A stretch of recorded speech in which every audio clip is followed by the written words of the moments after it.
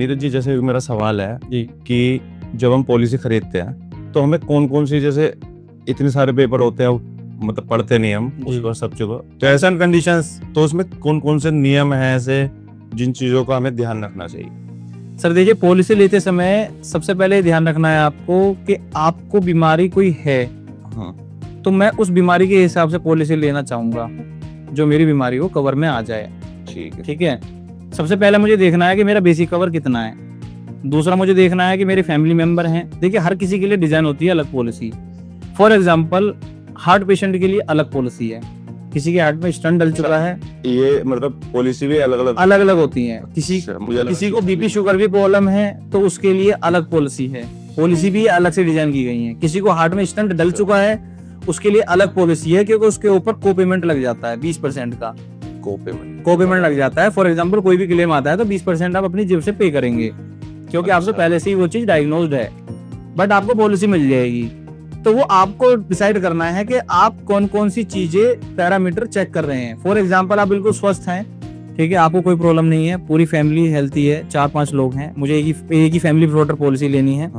तो आपको सिर्फ ये ध्यान रखना है कि जो मैं पॉलिसी ले रहा हूँ, कंपेटिटिवली एनालिसिस करना है कि उसका प्रीमियम क्या देना है मुझे, ठीक है, उसकी सर्विसेज क्या क्या है। सर्विसेज में जैसे कि उसके पैनल हॉस्पिटल कितने हैं ऑल ओवर इंडिया, अच्छा, कौन कौन से उसमें आते हैं? जी, वो एयर एम्बुलेंस दे रहा है, रोड एम्बुलेंस दे रहा है, कंज्यूमेबल कवर है या नहीं है, same person same disease same policy cover है या नहीं है, कोई डिडक्टिबल तो नहीं है।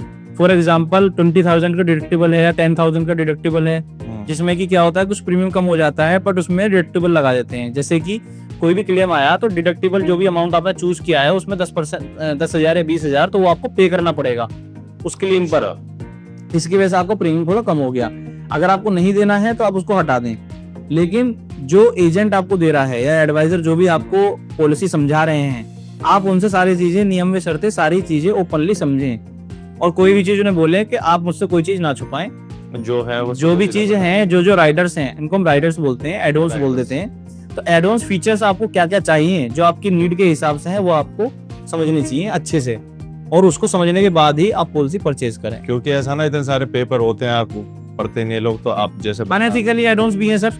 जैसे मैं बात करूंगा कि बहुत सारे ऐसे एडवांस भी हैं जिसका आपको रिक्वायरमेंट नहीं भी हो सकती है। बहुत लोग बोलते हैं कि मुझे एयर एम्बुलेंस नहीं चाहिए, क्योंकि 1% लोग जो एयर एम्बुलेंस का यूज करते हैं मोस्टली, तो मान लेते मुझे नहीं चाहिए एयर, तो आप उस राइडर को परचेज ना करें, वो ऑप्शनल होते हैं। तो उससे कुछ मेरे प्रीमियम कुछ कम होगा या क्या? प्रीमियम वही रहेगा, प्रीमियम बढ़ेगा नहीं।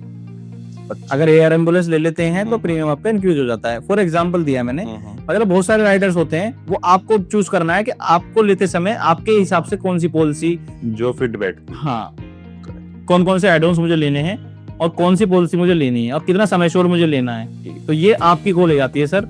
तो वो आपको लेते समय समझनी चाहिए। और सर, पॉलिसी लेते समय एक चीज और जरूर चेक कीजिएगा, क्लेम सेटलमेंट रेशो। किसी भी कंपनी का क्लेम सेटलमेंट रेशो अगर अच्छा है, इट मींस कि अगर आपका भी क्लेम आता है उस कंपनी से पॉलिसी लेने के बाद, तो आपका क्लेम भी इजीली सेटल हो जाएगा। क्लेम सेटलमेंट रेशो होता है सर, मान लीजिए बहुत सी कंपनी में आपने सुना होगा 90% है, 95% है, 99% है। सो जिनका 99% है क्लेम, वो बेस्ट है, मतलब जिन्होंने क्लेम डाला उनका सेटलमेंट, यानी कि 99% लोगों को कंपनी ने क्लेम सेटल कर दिया। जो 1% लोगों को रिजेक्शन हुआ है, तो रिजेक्शन भी होता है तो कंपनी बिना किसी कंडीशन के रिजेक्ट नहीं करती है। उन्होंने कुछ छुपाया होगा, उन्होंने कुछ नहीं बताया होगा, या कुछ चीजें उनकी पकड़ में आई होंगी, या जो भी रीजन रहा होगा, कंपनी ने बकायदा उनका क्लेम रिजेक्ट किया है तो पूरी समरी के साथ, पूरे डिसीजन के साथ वो रिजेक्ट करते हैं। नहीं, ये तो है, लेकिन रिजेक्ट कर अगर किसी कंपनी का रिजेक्शन ज्यादा है तो इट मींस कि वहां क्वेश्चन मार्क है, तो वहां पर आपको थोड़ा सोचने की जरूरत है कि मुझे क्लेम कंपनी से मिलेगा या नहीं मिलेगा। तो मुझे ऐसी कंपनी से पॉलिसी लेनी है जहां पर मेरा क्लेम इजीली सेटल हो जाए। तो क्लेम सेटलमेंट रेशियो हमेशा ध्यान रखिएगा, हर कंपनी का चेक कीजिएगा पॉलिसी लेते समय। तो